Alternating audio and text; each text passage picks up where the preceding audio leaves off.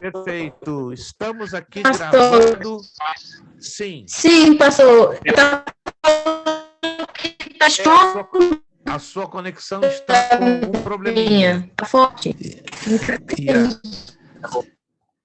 Eu tive que fechar o áudio, porque a sua conexão está trazendo uma interferência muito forte no fundo, e eu não estava conseguindo mais ouvir absolutamente ninguém. Então, infelizmente, eu fui obrigado a fechar o áudio, e aí, na medida do possível, quando os alunos forem participar, aí vocês, por favor, podem abrir o áudio. Fui obrigado a fechar, né, porque eu não sei se é a conexão da irmã Vanessa ou a conexão de algum aluno, tá? Mas está causando uma interferência muito grande. Vamos lá. Essa é a primeira aula, estamos já gravando, né? Perdão, essa é a primeira aula da nossa matéria de escatologia bíblica.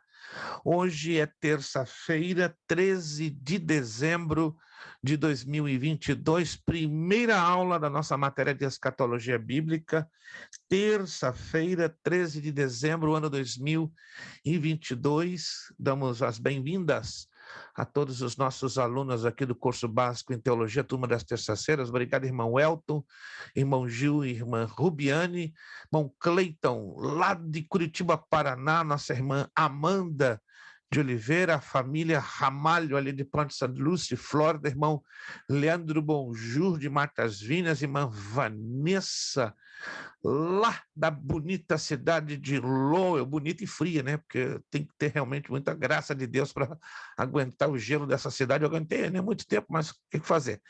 Nossa irmã Bernadette, ali no nosso querido Brasil também, nossa irmã Ilana, em Nova York, Absai e irmã Ana Lu, em Newark, New Jersey. Deus os abençoe a todos. Creio que todos já vocês receberam a apostila, irmã Ana Lu. A senhora recebeu a sua apostila naquele endereço? Sim ou não? A paz de Jesus eu não recebi ainda, pastor. Dê uma olhadinha lá, dê uma olhadinha. Vou providenciar pelo menos a cópia em PDF, né? Como a irmã não se pronunciou, eu jurava que já tinha recebido. Né? Como se... Dê uma olhadinha depois lá com calma. Eu vou mandar uma cópia. Deixa eu ver se eu posso mandar agora para a irmã acompanhar em algum lugar. Deixa eu ver aqui. Só me deem um momentinho só. Pastor, a minha chegou, tá? Maravilha. Pelo tempo, simplesmente um cálculo, né? Pelo tempo que eu enviei, era suposto... Deixa eu ver aqui. Deixa eu localizar uma cópia da apostila, que aí eu já envio para a irmã Ana Lu agora, né? Se tivesse me avisado um pouquinho antes, eu já teria providenciado a cópia em PDF. Deixa eu ver aqui, é muita quantidade de material. Só um momentinho aqui, por favor. Escatologia. Deixa eu ver se eu consigo localizar aqui a apostila. Perfeito. Está aqui.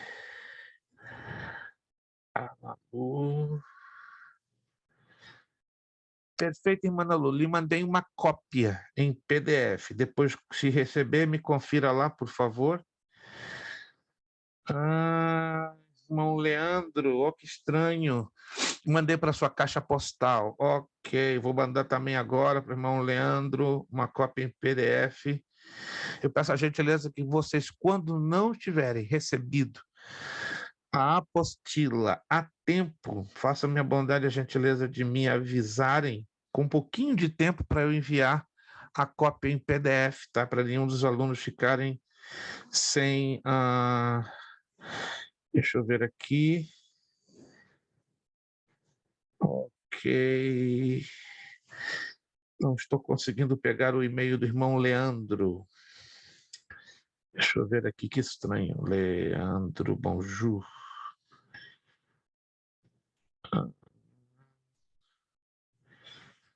Os irmãos me deem 2 minutinhos, que eu estou tentando localizar o e-mail do irmão Leandro. Estranho mesmo, né? Se eu soubesse, já teria também enviado. Desculpe por esse pequeno transtorno, Leandro. Ok, perfeito. Deixa eu... Ok.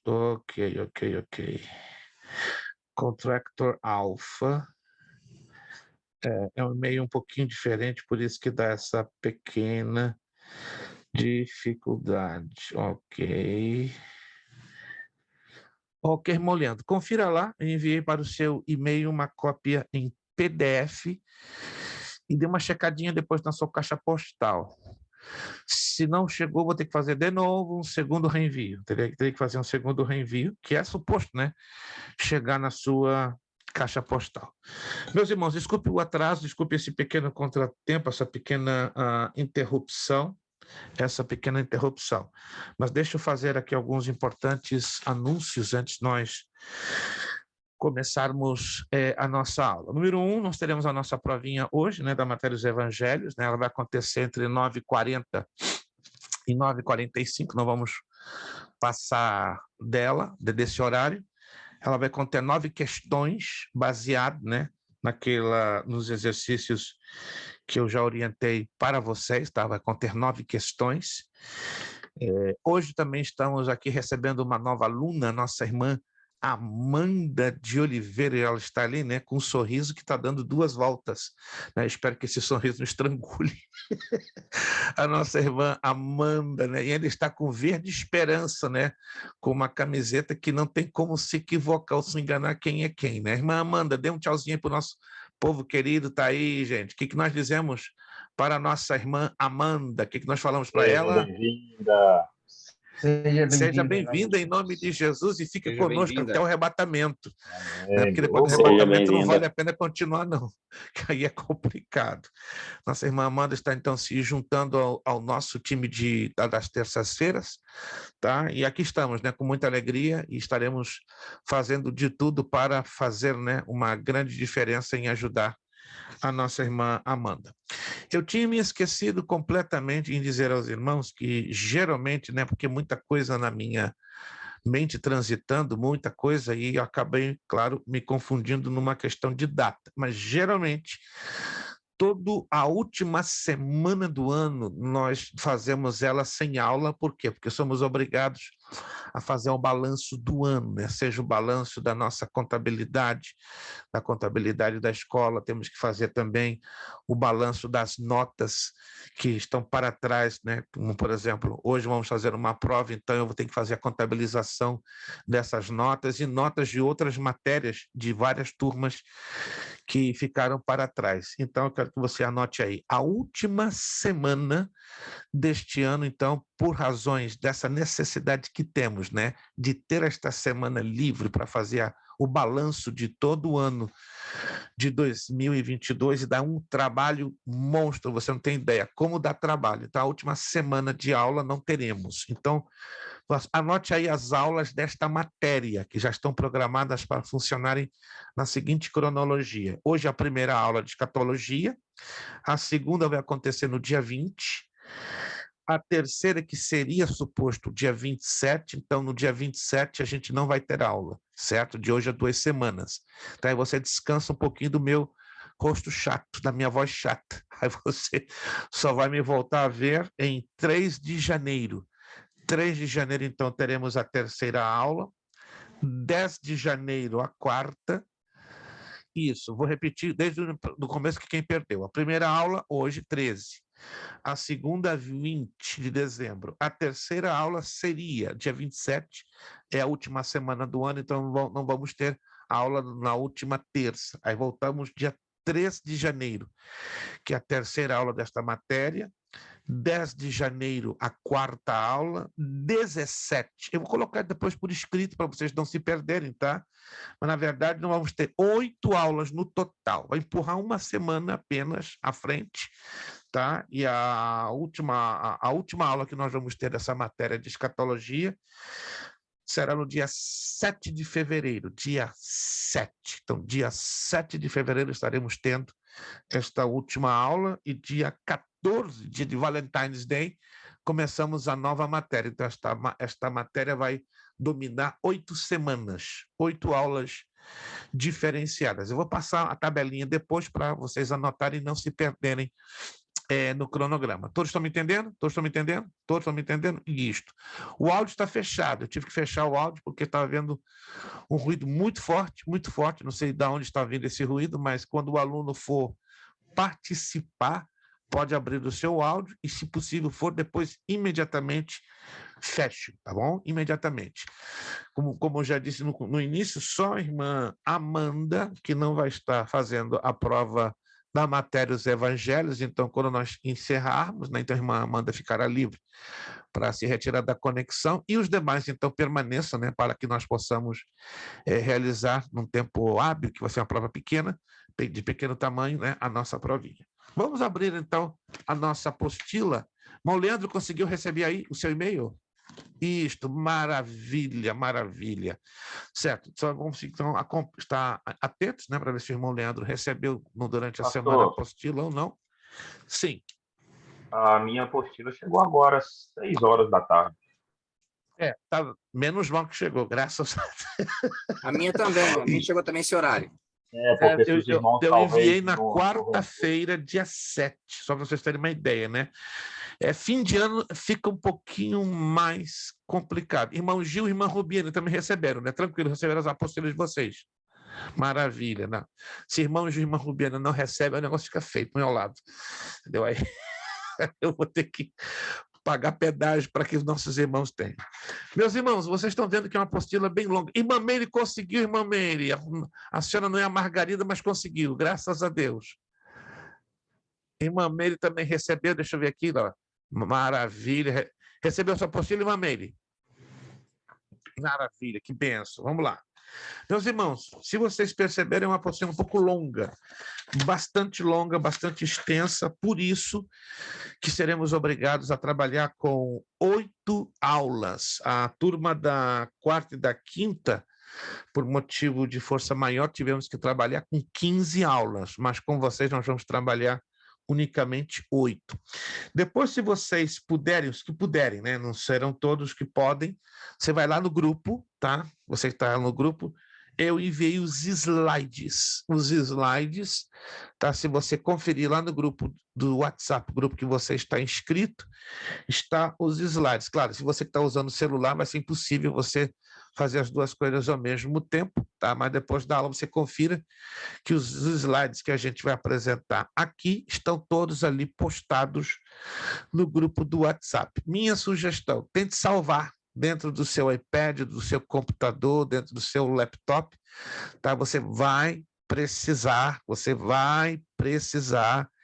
destes slides. Repito uma vez, você vai precisar destes slides. Um detalhe, essa vai ser uma matéria diferente, não apenas pelo tamanho da matéria, mas por causa disso aqui, ó. Se você for lá na última página, ó, lá na última página, tem um questionário. 94 perguntas. Que isso, pastor? É para arrebentar com a gente? Não é, não. Preste bem atenção como é que vai funcionar esse questionário. Você não vai entregar esse questionário hoje, nem amanhã, nem depois da manhã. Você vai entregar esse questionário na última terça-feira de fevereiro. Vou repetir. Você vai entregar esse questionário na última terça-feira de fevereiro. Quando é a última terça-feira de fevereiro? Dia 28. Então, até o dia 28, você tem o compromisso, se você quiser nota para essa matéria, enviar só as respostas. Você vai acompanhar a numeração de 1 ao número 94, e a minha sugestão, já comece a estudar partes da apostila ou apostila, não fique só esperando o desenvolvimento da matéria aula a aula, tá? Então, os que já puderem, na medida do possível, começar a trabalhar com esse questionário, então vocês vão ter 2 meses para trabalhar com esse questionário. Ele tem 94 perguntas e a data máxima que a gente vai esperar você enviar para nós é o dia 28 de fevereiro. Se um aluno tiver algum problema de até o dia 28 não ter conseguido responder todo o questionário, a gente daria mais 2 semanas à frente de prorrogação. Não mais do que isso, porque vai me complicar demais da conta. Quando estão entendendo, gente? Quando estão entendendo? 28 de fevereiro. Então, é a data máxima para a entrega deste questionário. Você só vai enviar as respostas. Você vai numerar de 1 a 94, colocar número 1. Aí eu vou entender que a resposta é da número 1. Número 2, tal. Número 3, tal. Número 4. Não coloque perguntas e respostas. Somente as respostas. E em caso que, repito, que o aluno tenha algum problema no meio do caminho, eu não terei problema de dar mais 2 semanas de prorrogação. Vamos lá, então. Nós vamos fazer uma combinação apostila e slides, tá? Os alunos que estão usando o telefone celular, então, por favor, depois da aula, vão lá no grupo e procurem salvar da melhor maneira possível esses slides, né? Porque o bom seria se você pudesse ter um aparelho, né? Desculpe, você pudesse ter um aparelho para ter acesso aos slides ao mesmo tempo, na medida do possível, claro, com o desenvolvimento da nossa aula. Vamos, então, começar com os nossos slides, né? Porque alguns desses slides estão dentro da nossa apostila. Vamos lá, então? Isto, perfeito.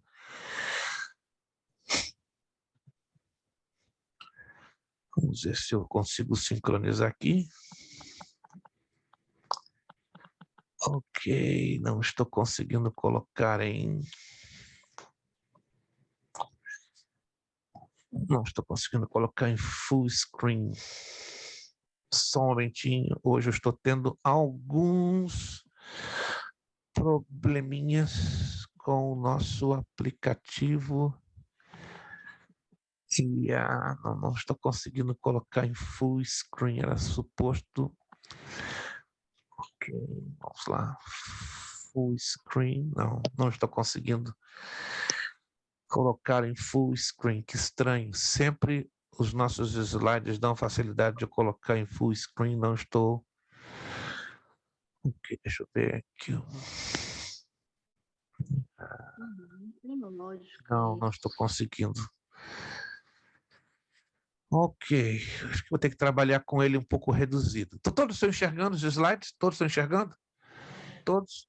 Eu não estou conseguindo colocar em full screen por alguma razão. Ele sempre entra, mas hoje não está obedecendo a questão do full screen. Não está obedecendo. Não sei a razão.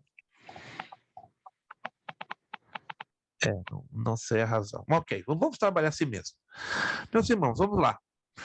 O texto de Lucas 21, 7, 12, 25, 26, 28, se você quiser, né, usar na sua Bíblia ou consultar a sua Bíblia, mas está aí na tela o texto de Lucas 21, 7, 12, 25, 26 a 28, que nós vamos usar para dar a introdução.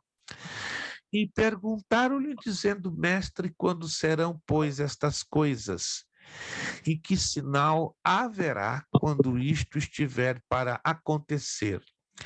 Disse então ele: Vede, não vos enganem, porque virão muitos em meu nome, dizendo: Sou eu, e o tempo está próximo. Não vades, portanto, após eles, e quando ouvirdes de guerras e sedições, não vos assusteis, porque é necessário que isto aconteça primeiro, mas o fim não será logo. Então lhes disse: levantar-se a nação contra a nação e o reino contra reino, e haverá em vários lugares grandes terremotos, fomes e pestilências. Haverá também coisas espantosas e grandes sinais do céu, mas antes de todas estas coisas, lançarão mão de vós e vos perseguirão, entregando-vos às sinagogas e às prisões, e conduzindo-vos à presença de reis e presidentes, por amor do meu nome. E haverá sinais no sol e na lua e nas estrelas, e na terra a angústia das nações, em perplexidade pelo bramido do mar e das ondas. Homens desmanhando de terror na expectação das coisas que sobrevirão ao mundo, porquanto as virtudes do céu serão abaladas. Ora, quando estas coisas começarem a acontecer, olhai para cima e levantai as vossas cabeças, porque a vossa redenção está próxima. Muito interessante nós entendermos. Só um momentinho aqui, estamos ainda com alguns... Hoje estamos com um problema aqui no nosso aplicativo. Só um momentinho que o aplicativo não está obedecendo a ordem que estamos aqui expondo. Ok. Vou sair de novo. Vou ter que abri-lo, porque não está nos ajudando hoje o aplicativo. Só um momentinho, por favor. Definitivamente hoje não estamos na benção por alguma razão. Vamos lá, vamos tentar aqui de novo. Nós estamos com um problema bem curioso, mas tudo bem, vamos tentar. Ok. Desculpe por essa inconveniência, nós estamos tendo problemas com o nosso aplicativo que não está obedecendo. Mas vamos lá, vamos trabalhar assim mesmo, com a tela um pouquinho reduzida, né? Embora eu acredito que a maioria de vocês estão enxergando. Definição de escatologia. Quantos de vocês já ouviram falar desta matéria, escatologia? Quantos? Isto. Perfeito. Para quem conhece e para quem não conhece, a palavra escatologia, ela é a combinação de duas outras no grego. Scatos ou scatas, que quer dizer último ou últimas coisas, e logos, que quer dizer estudo. Então, escatologia é o estudo das últimas coisas, né? Definimos escatologia como sendo o estudo das últimas coisas que profeticamente foram anunciadas por Deus na Bíblia Sagrada, especialmente no livro de Apocalipse, como a realidade dos últimos acontecimentos da história da humanidade, na terra e no céu, extrapolando para a anunciação do destino eterno dos salvos pela fé em Cristo Jesus e dos não salvos. Então, entenda que escatologia está se referindo, então, ao estudo dos acontecimentos dos últimos dias. Vamos lá. Por que estudar a escatologia? Temos várias razões para estudar a escatologia. Então, eu separo estas importantes razões. Primeiro, precisamos saber. Fala sobre o plano de Deus para o homem. Muitos cristãos não sabem o plano que Deus tem para o homem. Estranho isso, né? Por isso, quando se estuda a escatologia, passamos a ter a noção deste plano, do plano da salvação e de outros detalhes que desconhecemos ou que desconhecem alguns dentro das Sagradas Escrituras. Por que estudar a escatologia? Porque oferece esperança segura em uma era sem esperança. As pessoas estão hoje desesperadas, na verdade, sem esperança, angustiadas, aflitas, em comparação ao futuro, mas a escatologia nos dá essa esperança.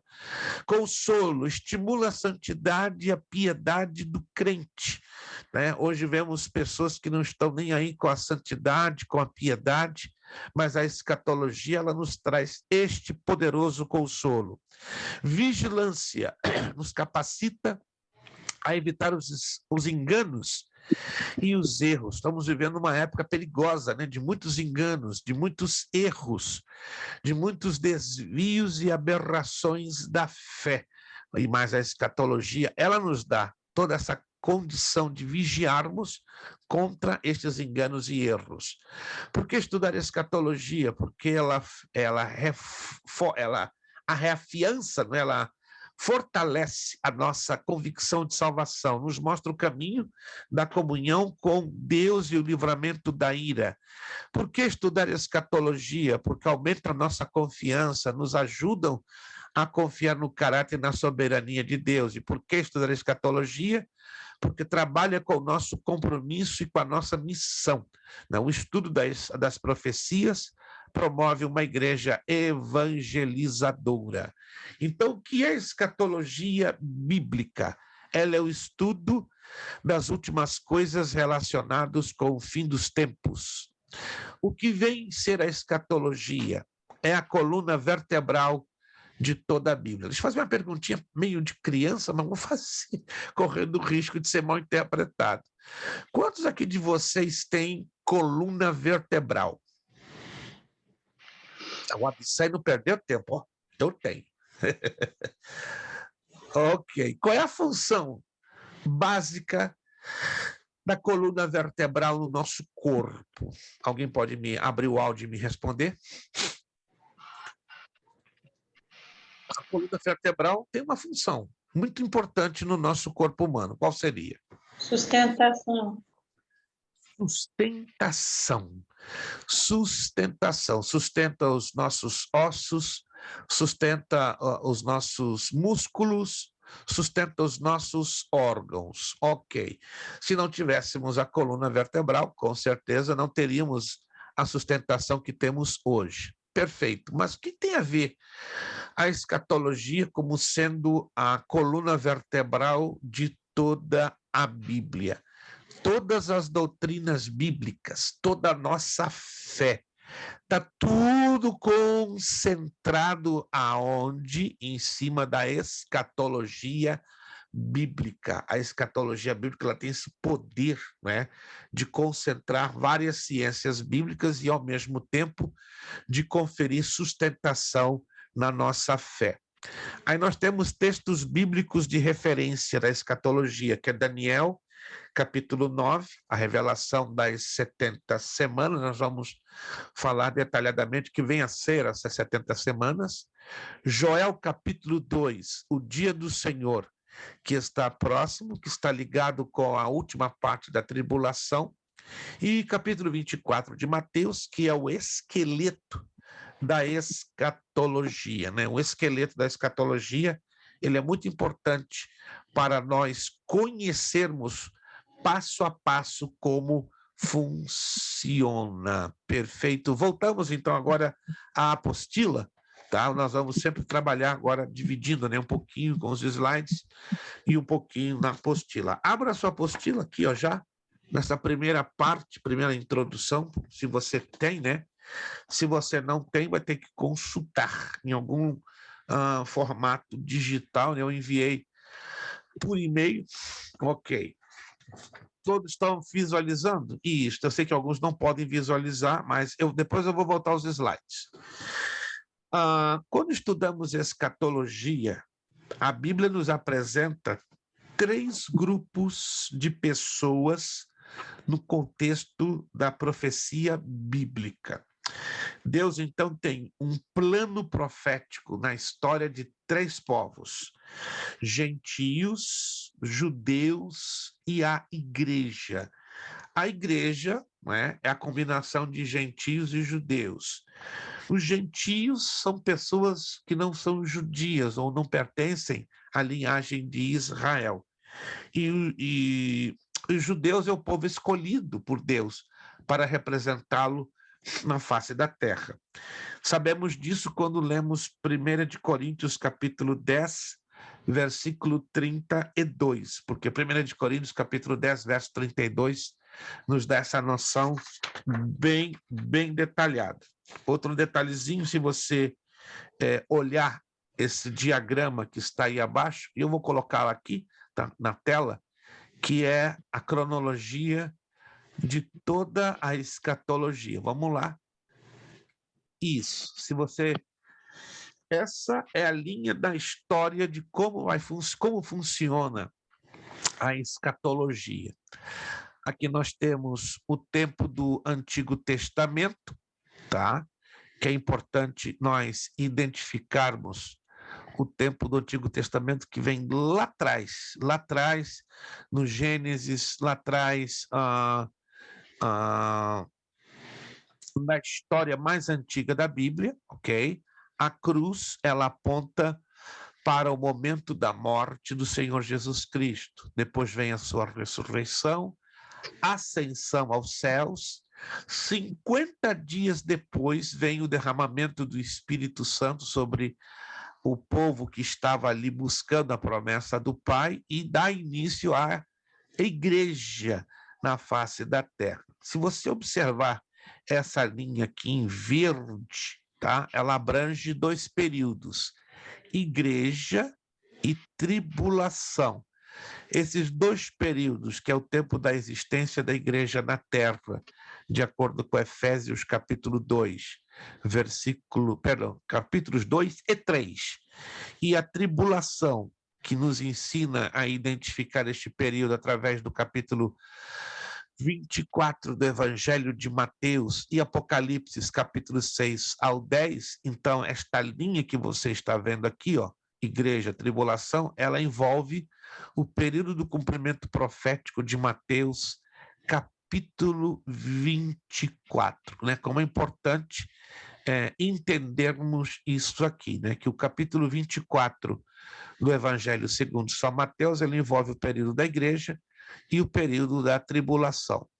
O arrebatamento, que é a retirada da igreja da terra, ela pode acontecer hoje, por isso que está aqui hoje. Quando isto acontecer, abrem-se as cortinas para o período da tribulação na terra, enquanto no céu teremos 2 eventos conhecidos como Tribunal de Cristo e Bodas do Cordeiro. Quando a tribulação na terra, passados 7 anos, tiverem terminado, então Cristo regressa com a sua igreja glorificada para impedir a destruição da nação de Israel no final da tribulação, para em seguida dar início ao governo messiânico, ao seu governo de 1000 anos sobre a terra. Isso aqui é apenas uma visão para você entender que nós vamos pegar detalhe por detalhe. Eu sei que é muito longo e até estranho para alguns de vocês a visualização disto aqui, mas nós vamos trabalhar em cima de cada detalhe conforme a apostila aqui nos apresenta. Vamos voltar à apostila na primeira página. Vamos abrir vários textos, começando com o mais importante que acabamos de mencionar, que é o capítulo 24 de Mateus. E estando ele sentado no Monte das Oliveiras, chegaram-se a ele os seus discípulos em particular, dizendo: declara-nos quando serão essas coisas, e que sinal haverá da tua vinda e do fim do mundo. Versículo 4.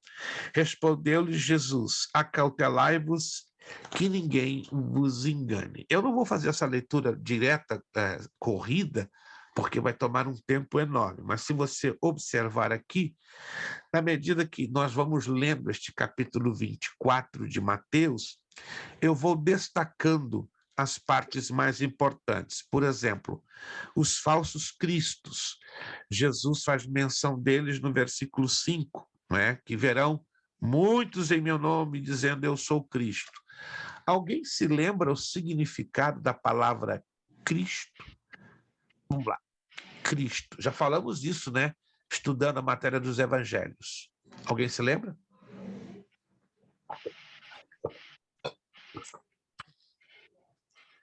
É um branco, povo de Deus. Cristo.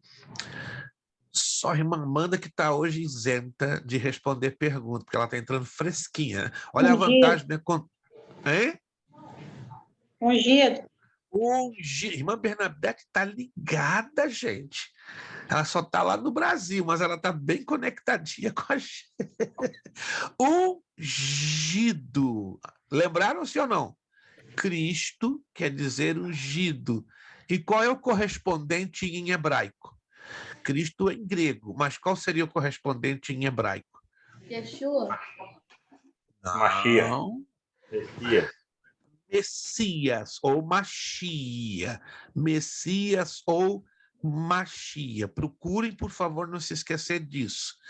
Cristo seria ungido, porém em grego.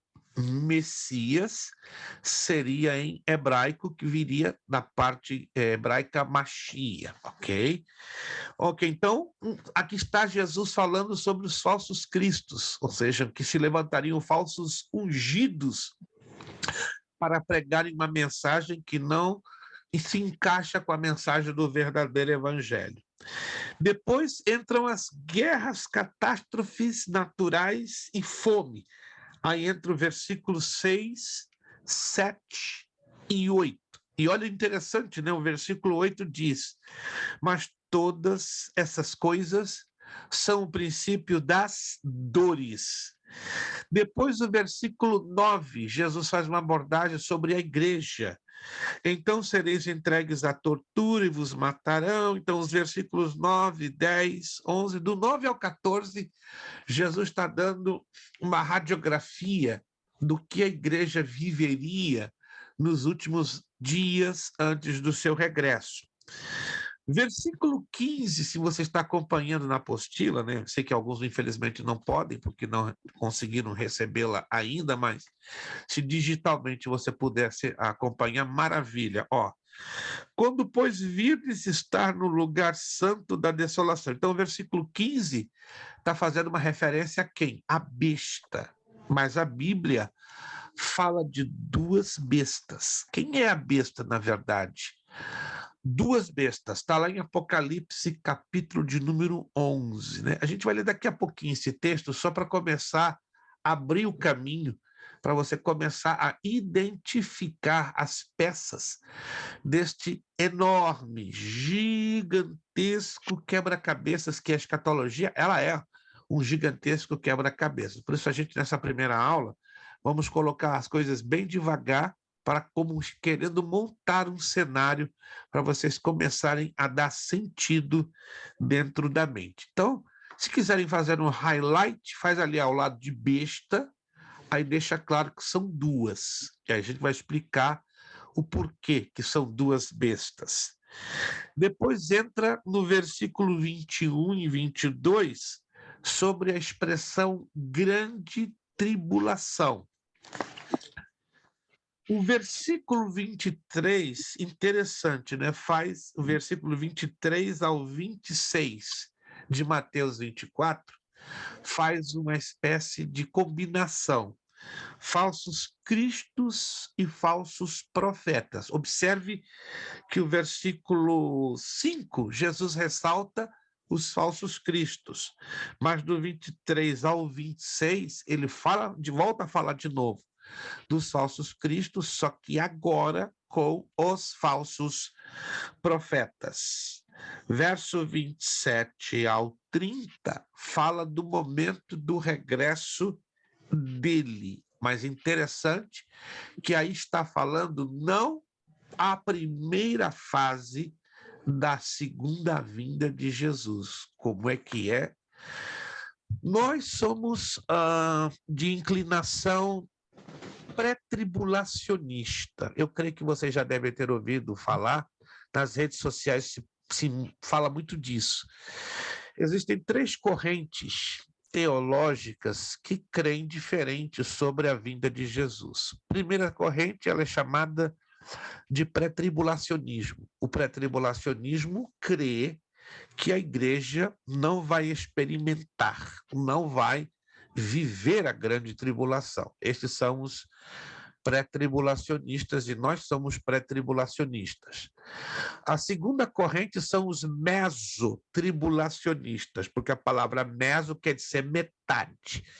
Então, essa corrente teológica ensina que Jesus, na metade da tribulação, vem e levanta a igreja, querendo dizer que a igreja vai viver, então, os 3 primeiros anos aqui na terra da tribulação. E tem a última parte, que seriam os pós-tribulacionistas, que não creem que vai haver arrebatamento, mas que a igreja vai viver a pleno vapor todos os 7 anos da tribulação. No transcurso do nosso estudo, nós vamos provar biblicamente que das 3 correntes, a mais forte, por ter maior apoio bíblico, é definitivamente a pré-tribulacionista. Não é uma questão de que eu ou você tenhamos uma convicção teológica. Não se trata apenas de ter uma convicção teológica, se trata de apresentar evidências internas e externas favoráveis ao pré-tribulacionismo. Quantos estão me entendendo, gente? Quantos estão me entendendo? Sim. Já ministrei aula para alunos que acreditam assim, que a igreja vai entrar na tribulação, e foi complicado.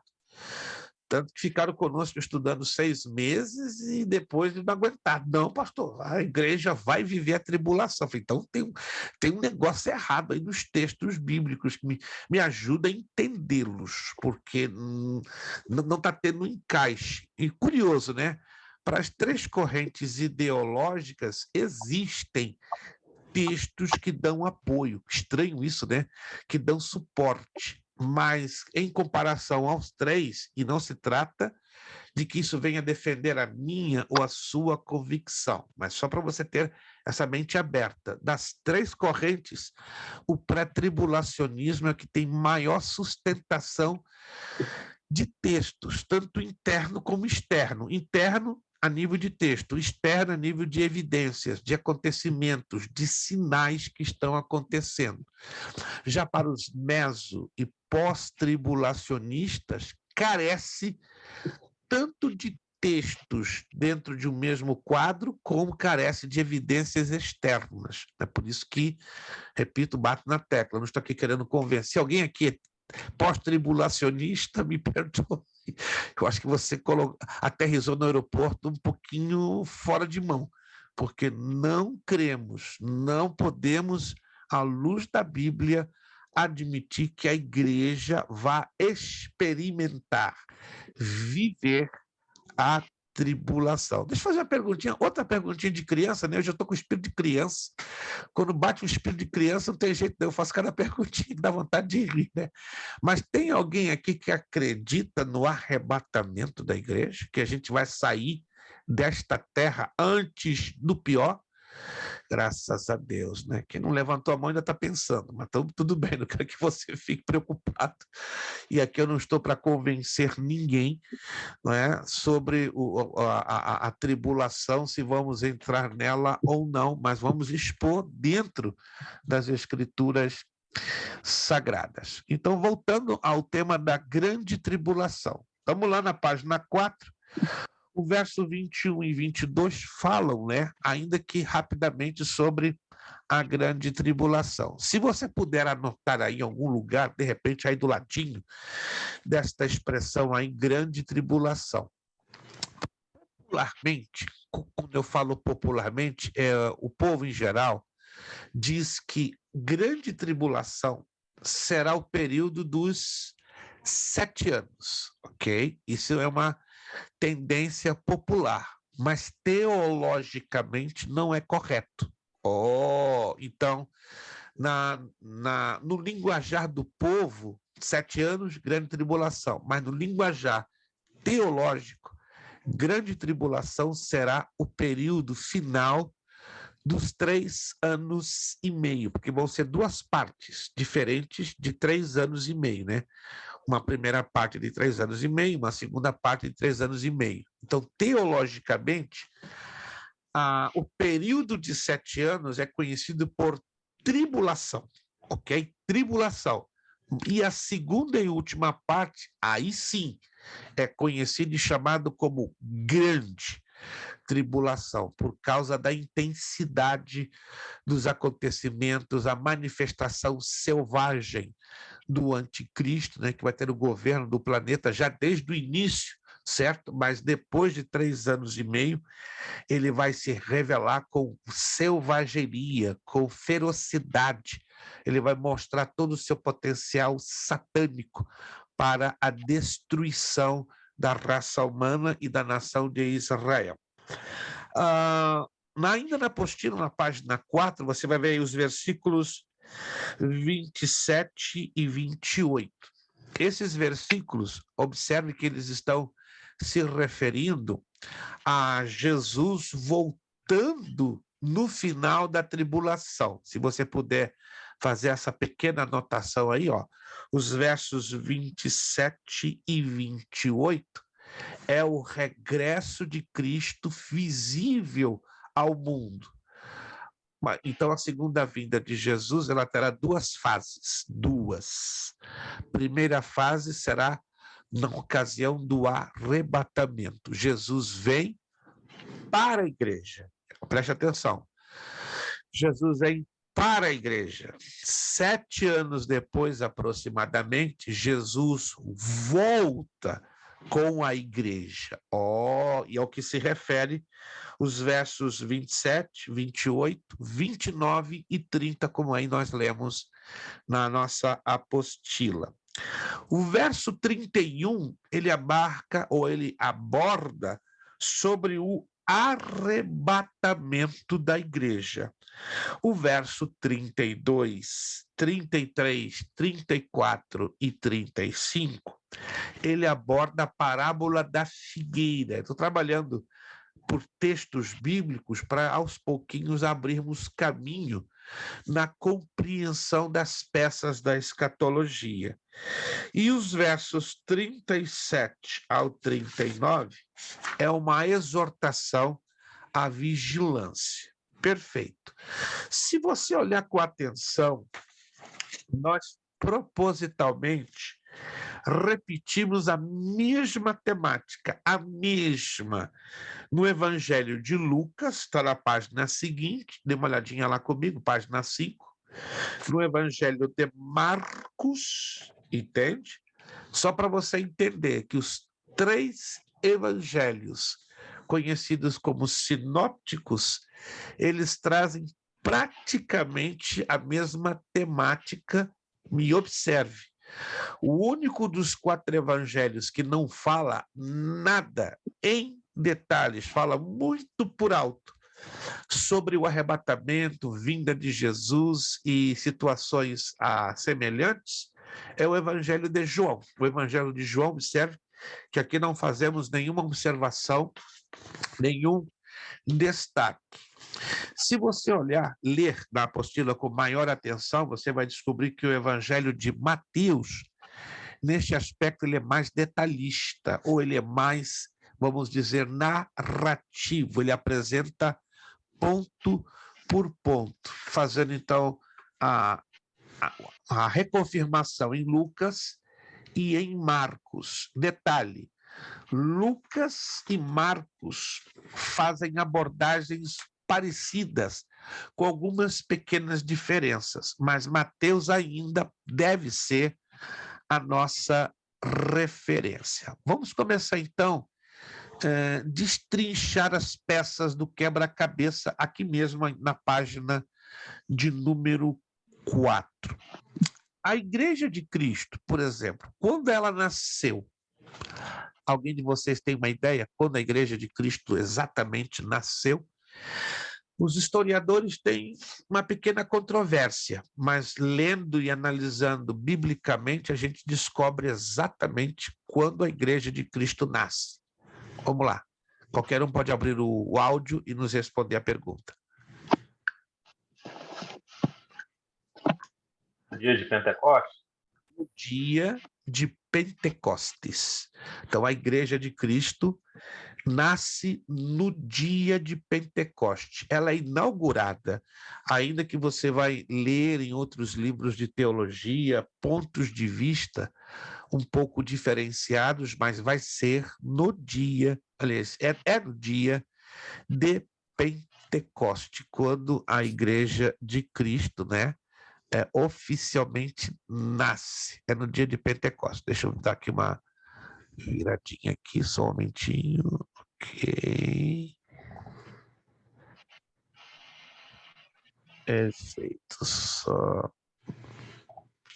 Perfeito.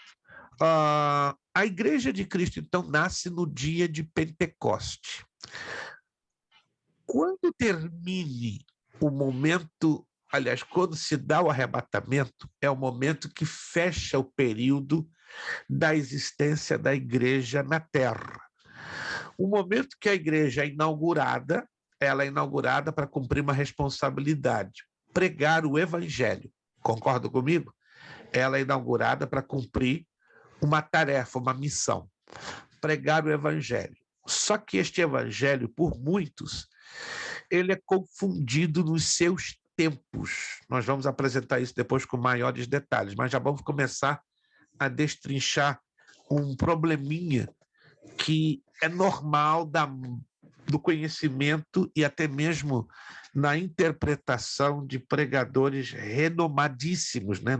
Claro, não vou aqui citar nomes para que não haja nenhum tipo de constrangimento e não seria ético da nossa parte. Mateus 24:14. Abra esse texto e leia comigo, por favor.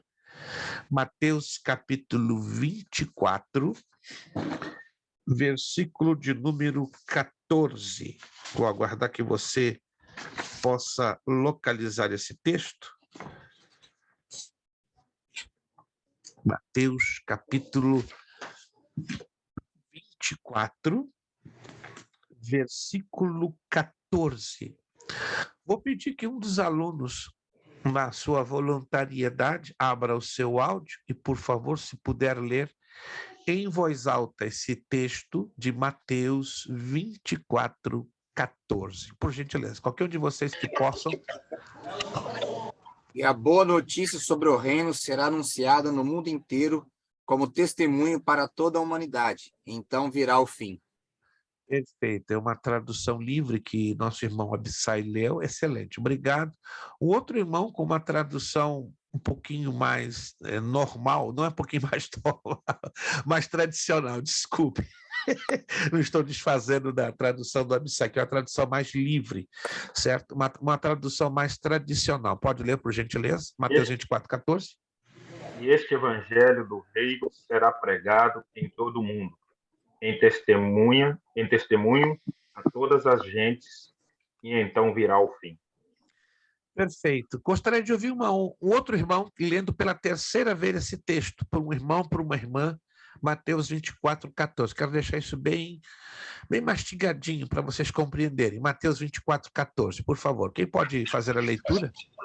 E será pregado este evangelho do reino por todo o mundo, para testemunho a todas as nações. Então virá o fim.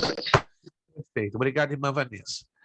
Ok. Neste texto, preste atenção, tá? Preste bem atenção na minha pergunta. Só repito, como já frisei várias vezes, só a irmã Amanda que está um pouquinho livre, porque nós estamos fazendo aqui uma recapitulação, queiramos ou não, da matéria dos evangelhos, né? E até estou dando dicas para vocês, né?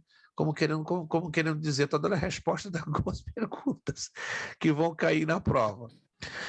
Quando eu leio essa expressão evangelho do reino, o que vem à nossa mente, baseado naquilo que nós estudamos sobre a matéria dos evangelhos? Vamos lá.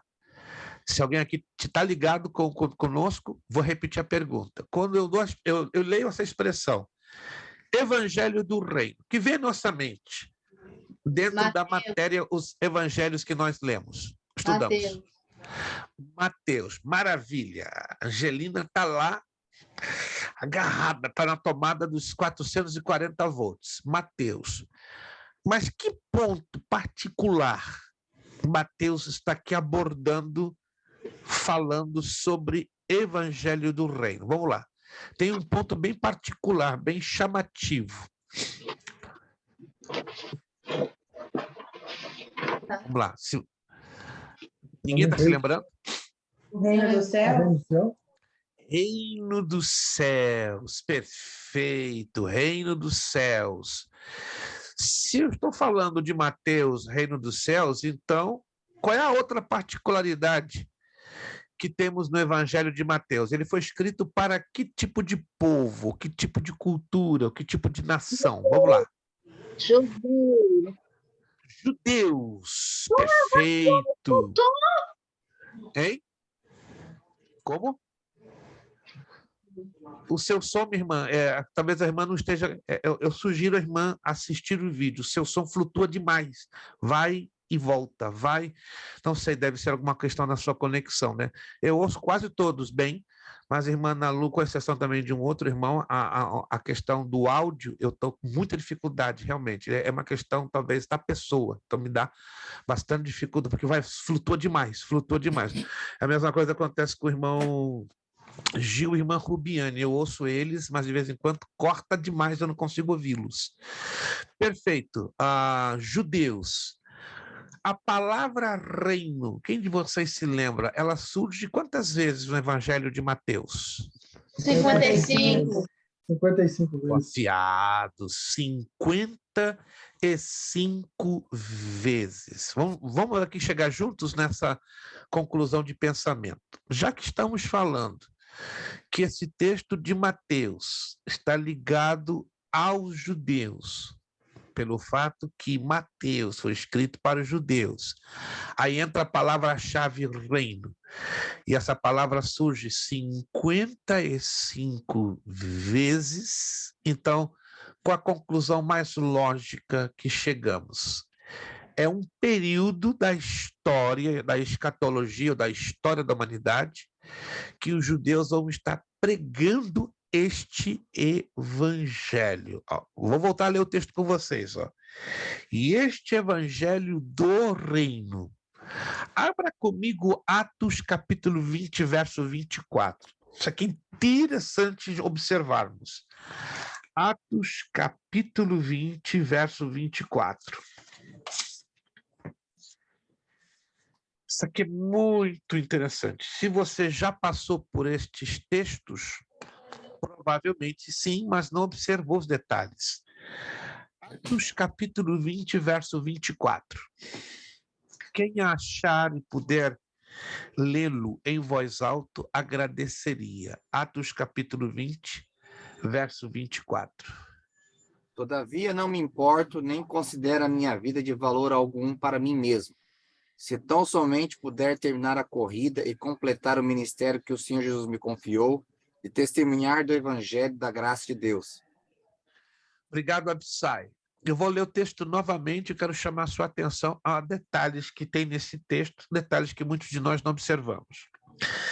Mas em nada tenho a minha vida por preciosa, contanto que cumpra com alegria a minha carreira e o ministério que recebi do Senhor Jesus, para dar testemunho do evangelho da graça de Deus. Então anote aí, evangelho da graça de Deus. Mateus 24, 14, nós lemos que tipo do evangelho? Evangelho do quê? Evangelho do quê? Do reino. Do reino. Do reino. Vamos agora a Apocalipse, capítulo 14, versos 6 e 7. Apocalipse, capítulo 14, versos 6 e 7. Eu estou montando aqui com vocês juntos um pequeno quebra-cabeças. Apocalipse, capítulo 14, versos 6 e 7. Quem achar, pode ler, por gentileza, em voz alta, Apocalipse 14, 6, 7. Lembrando a vocês que em 20 minutos começaremos a nossa provinha, tá? Em 20 minutos. Aí terminamos a nossa aula e passamos para a nossa provinha. Apocalipse 14, versos 6 e 7. Quem pode ler, por favor?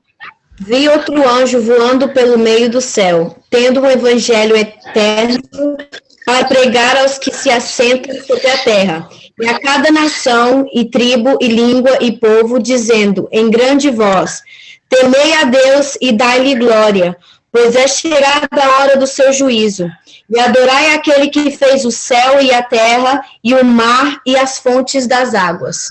Perfeito, excelente. Obrigado, irmã Vanessa. Eu quero destacar, por favor, se você puder destacar aí numa folhinha de papel, essas 3 linhas que acabamos de mencionar. Primeiro, Mateus 24, 14. Qual é o evangelho que lemos ali mencionado? Qual é o evangelho? Ou melhor, o tempo do evangelho? Qual é? Reino. Evangelho do Rei. Perfeito. Em Atos capítulo 20, verso 24, lembram? Acabamos de ler agora. Qual é a menção do evangelho que é feito nesse texto? Que tipo de evangelho ou que tempo do evangelho? Evangelho da graça de Deus. Da graça de Deus. Anote aí. Então, Mateus 24, 14. O tempo do evangelho do reino. Atos, capítulo 20, verso 24. o tempo do evangelho da graça de Deus, e agora, Apocalipse 14, 6, 7, o tempo do evangelho eterno. Anotaram? Isso é muito importante para fazermos estas diferenciações. São 3 tipos de evangelho? Não. É o mesmo evangelho, repito, o mesmo, só que ele se subdivide se divide em 3 etapas de atuação. Primeira etapa de atuação, cronologicamente falando, a igreja. Então, a igreja ela é inaugurada no dia de Pentecoste e começa a pregar o evangelho da graça de Deus. Quando a igreja termine de pregar este evangelho, anote aí, no dia do arrebatamento. Então, no dia do arrebatamento, acaba a pregação do evangelho da graça de Deus por parte da igreja. Anotado? Então, o dia do arrebatamento fecha o ciclo da igreja como pregadora do evangelho da graça de Deus, porque ela obedece uma dispensação, ou um período conhecido como dispensação da igreja ou dispensação do Espírito Santo. Em seguida ao arrebatamento, abrem-se as cortinas para o período da tribulação. O evangelho deixa de ser pregado? Não.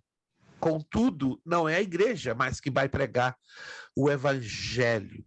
Será a nação de Israel, serão judeus chamados e escolhidos para cumprirem este papel que até então, originalmente, eles foram chamados mais pela rejeição que tiveram com Jesus ou para com Jesus ali no passado. Então, esse direito foi transferido, ou a ordem ficou invertida e caiu na mão da igreja. Mas Israel vai cumprir o propósito de Deus de pregar o evangelho, só que será o evangelho do reino. Tá? Estou tomando esse tempo porque a gente está montando aqui uma das partes mais difíceis desse quebra-cabeça da escatologia. Então, anote aí. O evangelho do reino será pregado pelos judeus no período da tribulação. O evangelho do reino, porque é de competência dos judeus. Evangelho do reino está ligado a quem? Aos judeus. Então, eles vão pregar esse evangelho na tribulação. Consequentemente, vai, claro, ter salvação na tribulação. Qual é a prova bíblica para isto? Quando você lê todo o capítulo 7 do livro do Apocalipse, ali você descobre que vai ter muita gente salva de todos os povos, línguas, nações, tribos. É só você, com o tempo durante essa semana, ler calmamente o capítulo 7 que você vai concluir. Muitos, infelizmente, por um conhecimento profundo das Escrituras, e isto me surpreende bastante, até de parte de alguns pregadores renomados, eles insistem em dizer que o Espírito Santo de Deus será retirado da terra depois do arrebatamento da igreja. Alguém já ouviu isso? Alguém já ouviu? Você sabe que isso não é bíblico, não procede.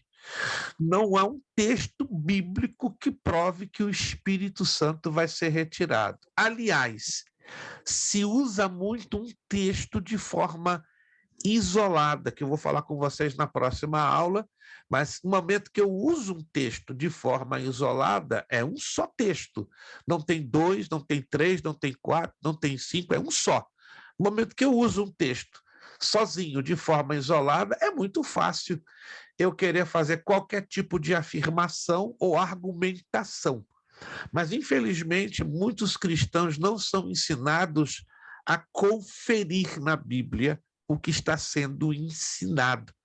Né? Hoje é normal o espírito de Tessalônica, diz lá em Atos 17, 10, 11, que os bereanos eram mais nobres do que os de Tessalônica. Por quê? Porque os bereanos, eles conferiam tudo que Paulo e Silas pregavam. Se estava de acordo ou não com as Escrituras. E hoje o que mais encontramos, irmãos, e me desculpe a franqueza, vai lá no YouTube. Coloque escatologia na barra de endereços. Vai aparecer centenas de vídeos. Centenas. E eu não quero ser cruel no que eu vou dizer. Se você conseguir tirar 10% de vídeos de homens que ensinam corretamente a escatologia, aplauda. Porque hoje não é mais de 10%. Porque a grande maioria não usa as ferramentas corretas da interpretação da escatologia, que seria a hermenêutica bíblica, a exegese bíblica, as leis do contexto, que são 6 leis, e várias outras ferramentas que estão à nossa disposição. Nessas 8 aulas que nós vamos ter, começando com a de hoje, eu vou ajudar vocês a discernirem, a separarem a questão das muitas e muitas versões que são dadas aí hoje em dia com respeito à escatologia. Então, uma coisa que tem que ficar definitivamente esclarecida: o Espírito Santo não vai ser retirado da terra. Ele não pode ser retirado da terra porque ele é Deus. Pastor, me dá um texto aí para me dar uma prova. Olha, eu poderia te dar 37 textos, mas vou te dar um. Para mim, esse é o suficiente. Livro dos Salmos, Salmo 139. Salmo 139. Versos 7, 8, 9 e 10. Isso aqui é só a introdução, gente. A gente está montando um quebra-cabeça gigantesco, que eu quero aos poucos apresentar peça por peça para a gente começar a fazer as ligações, as conexões. Salmo 139, versos 7, 8, 9 e 10. Me acompanha aqui com muita atenção. Para onde me irei do teu espírito? Ou para onde fugirei da tua face? Se subir ao céu, tu aí estás. Se fizer no Seol, ou na sepultura, em umas traduções, ou no inferno, em outras traduções, a minha cama, eis que tu ali estás também. Se tornar as asas da alva, se habitar nas extremidades do mar, verso 10, até ali a tua mão me guiará, a tua destra me susterá. Essa é a prova maior de tantos textos que eu poderia apresentar a vocês, que o Espírito Santo não pode ser retirado da terra. Primeiro porque ele é Deus. Deus, presta atenção, ele tem vários atributos. Os 3 principais são a onipotência, a onisciência e a onipresença. Onipotência, ele tem todo o poder, confere? A onisciência, ele tem todo o conhecimento. E a onipresença, ele está em todos os lugares ao mesmo tempo. Faz sentido afirmar que o Espírito Santo, sendo Deus, vai ser retirado da terra, uma vez que ele é onipresente? Não. Não faz sentido absolutamente nenhum. Como é que um Deus onipresente, ele perde a sua presença assim, de um momento ao outro, da face do planeta Terra? Porque ele enche até o próprio inferno, ok? O Evangelho de João, capítulo 16, é outra prova que a gente não pode se esquecer, a menos que queiramos negar que vai ter salvação na tribulação. Vai ter, sim, senhor. Evangelho de João, capítulo 16, versículos 7, 8, 9, 10 e 11. Evangelho de João, capítulo 16, versículos 7, 8, 9, 10 e 11. Todavia, digo-vos a verdade, que vos convém que eu vá, porque se eu não for, o Consolador não virá a vós, mas se eu for, enviar-vos-ei. E quando ele vier, convencerá o mundo do pecado, da justiça e do juízo.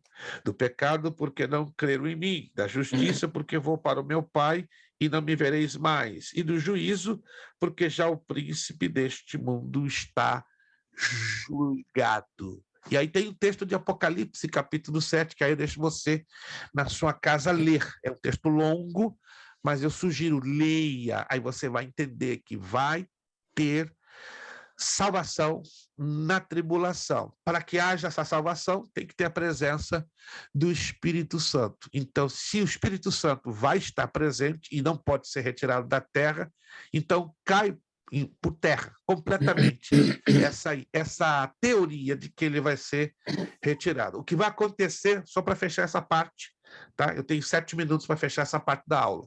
Sabe o que vai acontecer? O Espírito Santo vai deixar de agir como tem agido dentro da dispensação da igreja, ou do período da existência da igreja. Como é que o Espírito Santo tem agido? Se você estudar com atenção o capítulo 14 e o capítulo 15 do Evangelho de João, você vai descobrir que o Espírito Santo veio para fazer morada permanente dentro de nós. Alô? 14 e 15 do Evangelho de João nos ensina que o Espírito Santo foi derramado lá em Atos, capítulo 2, para fazer o quê? Morada permanente dentro de nós. Quantos estão entendendo, gente? Quantos estão entendendo? Isso aqui é importante você entender. Antes de Atos capítulo 2, se quiser anotar, isso é interessante. O Espírito Santo não fazia morada dentro das pessoas. Por isso vem aquela expressão muito comum lá do Antigo Testamento, visitava. O que é uma visita? Vem, vai, não fica, não reside. Aí os corinhos de hoje, né? Visita a tua igreja, Senhor. Visita a minha vida, Senhor. Não quero visita. Eu estou depois do dia de Pentecoste. Então, depois do dia de Pentecoste não é visita, é morada permanente. E no Antigo Testamento, como é que o Espírito Santo funcionava? Ele vinha sobre 3 tipos de pessoas, reis, profetas e sacerdotes, fazia uma residência temporária nelas por qual razão? Para capacitá-las a cumprir uma missão num tempo específico, num lugar específico e de uma forma específica. Quando terminava o ministério, a missão daqueles reis, profetas e sacerdotes, o Espírito Santo se retirava. Sim, irmã Ana Lu. E também juízes, não? Como ele fez Sim, aí incluem-se os juízes, né? Que dentro da terminologia da teologia, eles estão dentro dos profetas, porque praticamente 80% dos juízes foram profetas. Se a senhora analisar com calma, 80% dos juízes foram profetas. Um ou outro, né, que não foram profetas, mas dentro desta analogia, ou seja, dessa ligação da pessoa do Espírito Santo, os juízes estariam dentro da classificação dos profetas, ainda que, repito, alguns deles não foram necessariamente profetas, mas foram instrumentos, né, usados por Deus poderosamente para trazer a missão que Deus estava lhes conferindo. Está entrando daqui a pouco o irmão Wilson, né? Ele vai fazer a provinha conosco. Está aqui, irmão Wilson. Aproveita o restinho da aula aqui, né? Porque o irmão pegou ontem, né? Agora está pegando a rebaba dessa aula de escatologia, né? Seja bem-vindo, daqui a pouquinho ele já vai participar conosco fazendo a prova, ok? Está entendido, então? Então, o Espírito Santo não pode ser retirado da terra. Agora, como é que ele vai trabalhar, então, no tempo da tribulação? Parecido demais como era no tempo dos reis, profetas e sacerdotes. Estão entendendo? Hoje ele habita, hoje ele vive dentro de mim, de você. Mas na tribulação vai ser parecido demais, como era no tempo dos reis, profetas e sacerdotes, no tempo dos juízes. No Antigo Testamento, o Espírito Santo visitava e estava sobre e no meio do povo. Mas hoje o Espírito Santo vive dentro de mim, dentro de você, dentro do povo de Deus, tá? 5 minutos já vou terminar, vamos deixar isso bem esclarecido. Então, o evangelho do reino vai ser pregado pelos judeus no período da tribulação. Primeira parte dos 3 anos e meio. Quem vai pregar o evangelho do reino? 2 testemunhas. Primeira parte da tribulação, os primeiros 3 anos e meio. Quem vai pregar o evangelho do reino? 2 testemunhas. Aonde eu encontro essas testemunhas? Apocalipse, capítulo 11. Você abre o livro do Apocalipse, capítulo 11, e você descobre porque ali são duas testemunhas judias. E tem gente aí que está inventando aquela modinha, né? Enoque e Elias não morreram, vão ter que morrer. Mas aonde isso está escrito? Não existe nenhum texto na Bíblia que me dê afirmações que Enoque e Elias, por não terem morrido, terão que morrer aí, neste período. Não tem base bíblica. Isso é uma crendice. Se você ler com atenção o capítulo 11 do livro do Apocalipse, você vai descobrir o quê? Características ministeriais de Moisés e características ministeriais do profeta Elias. Dê uma olhadinha lá com atenção, capítulo 11 do livro do Apocalipse. Ali você vai identificar essas duas testemunhas através do que elas vão fazer, né? Vão ferir com sangue os rios, vão fazer fogo cair do céu. São características que levam o povo a criar um fetichismo, um misticismo. Não, Enoque e Elias não morreram, terão que morrer. Mas aonde? Meu Deus, qual é o texto bíblico que me dá a base para afirmar que se trata de Enoque e de Elias, tá? Aliás, se você não sabe, hoje, olha que interessante, lá no céu, tem 3 pessoas com corpos físicos palpáveis. Como é que é? Jesus, na verdade, está à destra do Pai com seu corpo glorificado, corpo palpável. Elias e Enoque. Aonde me mostra na Bíblia que eles morreram? Eles não morreram. A Bíblia me diz que eles foram o quê? Trasladados. Não viram a morte. Ué, o que vai acontecer com eles? A Bíblia não dá detalhes, mas cremos pelas entrelinhas que no momento do arrebatamento da igreja, eles receberão corpos glorificados, como nós, os vivos, receberemos, não é verdade? Para que eles entrem no mesmo padrão dos salvos, com corpos glorificados. Então temos que tomar cuidado com certas abordagens que não são verdadeiramente bíblicas. Irmã Vanessa, por favor. Pastor, muitas vezes nesses filmes sobre o arrebatamento, eles mostram como aqueles que estavam na igreja, que não foram arrebatados, que esses iam estar pregando o evangelho. Eles iam cair em si e iam estar pregando. Isso também pode acontecer? Essa possibilidade é pequena. Bem pequena, porque o Espírito Santo vai conferir poder e autoridade, repito, na primeira parte da tribulação, as 2 testemunhas judaicas, e na segunda parte, aos 144.000 judeus já escolhidos, já estão conscientes da sua missão e eles vão ficar na tribulação. Interessante, né? Porque eles não vão ser mortos, vão sofrer a perseguição pelo anticristo, mas não vão ser mortos. Então, para fechar aqui, o evangelho do reino será pregado básica e fundamentalmente pelos judeus. Primeira parte dos 3 anos e meio pelas 2 testemunhas. Segunda parte pelos 144.000. E fechando aqui, o evangelho eterno. Quem vai pregar o evangelho eterno? Um só anjo, a quem Deus vai dar o desejo, o privilégio de sobrevoar a terra nos momentos finais da tribulação. Momentos esses que vão encontrar muita gente morta, muita gente destruída. 75% da raça humana que estiver ali depois do arrebatamento, ela vai ser exterminada, destruída, e este anjo vai pregar, então, o evangelho eterno. Na próxima aula, nós vamos continuar dentro de Mateus 24, aí eu vou entrar na questão do arrebatamento, parábola da figueira e a besta, que temos que deixar isso bem esclarecido, porque dá uma confusão na cabeça de muita gente. Quem são as 2 bestas?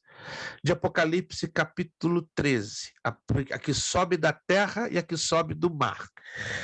Quando exatamente se dará o arrebatamento? Ou quais são as evidências dos sinais bíblicos ao arrebatamento?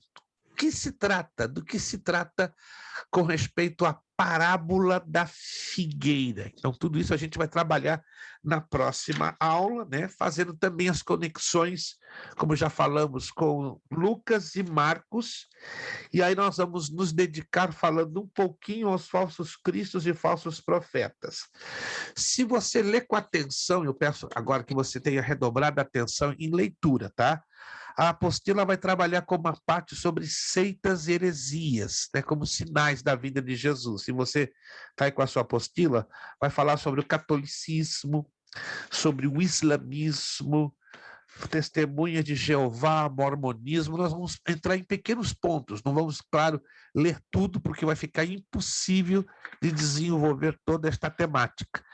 E depois entramos sobre os sinais, sobre guerras, fomes, catástrofes naturais, terremotos, deixando claro que o tempo do princípio de dores acabou. Como é que é? Acaba com a pandemia Covid-19.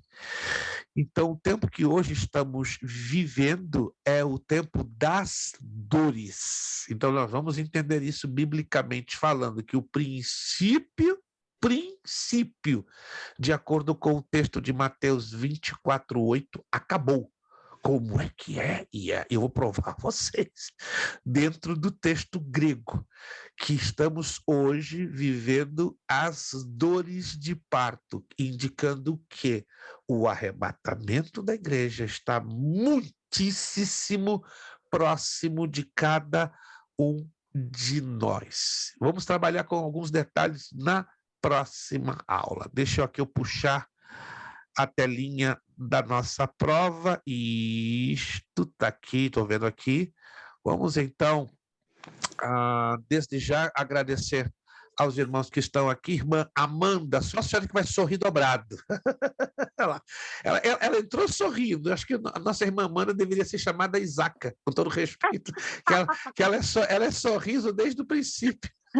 Então, irmã Amanda, a senhora pode estar então tranquila, né? Pode ficar. Deixa eu fazer só uma oração de agradecimento, e aí os demais irmãos, né, ficarão para fazermos a provinha, né? Só a irmã Amanda que vai sair aqui hoje, só hoje, né? Porque lá na frente, ela, claro, ela vai fazer a provinha dela, né? Mas só então a irmã Amanda, depois dessa oração, ela estará podendo se retirar, né? Obrigado pela sua participação, e que Deus possa abençoar a todos que vão fazer daqui a pouquinho essa abençoada prova. Você vai até rir quando ver essa prova aí chegando do seu lado, porque a gente procurou facilitar da melhor maneira possível. Vamos então fazer uma oração, nos apresentando ao Senhor, agradecendo e já partindo para a provinha. E depois dessa oração, nossa irmã Amanda já está liberada para voltar, se Deus quiser, claro, na próxima semana, com a bênção do Senhor nosso Deus.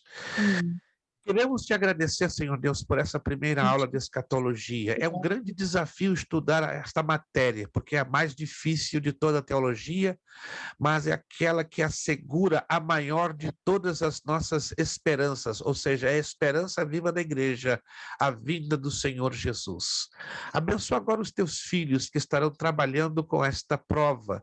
Ajuda-os a se lembrar de tudo quanto puderam estudar, que possam provar aí a sua produtividade e o seu esforço para que o teu nome continue sendo mais e mais glorificado. Obrigado pela vida da nossa irmã Amanda, que se ajunta a nós, ao nosso grupo, que a tua bênção seja sobre ela, dando forças, ânimo, graça, ó Deus, disposição para vencer juntos conosco este grande desafio que é de estudarmos toda semana a tua palavra. Louvamos o teu nome, agradecidos no bendito nome de Jesus. Amém e amém. Obrigado, irmã Amanda. Deus abençoe. A senhora está liberada. Próxima terça estamos aí de volta com a graça do nosso Deus.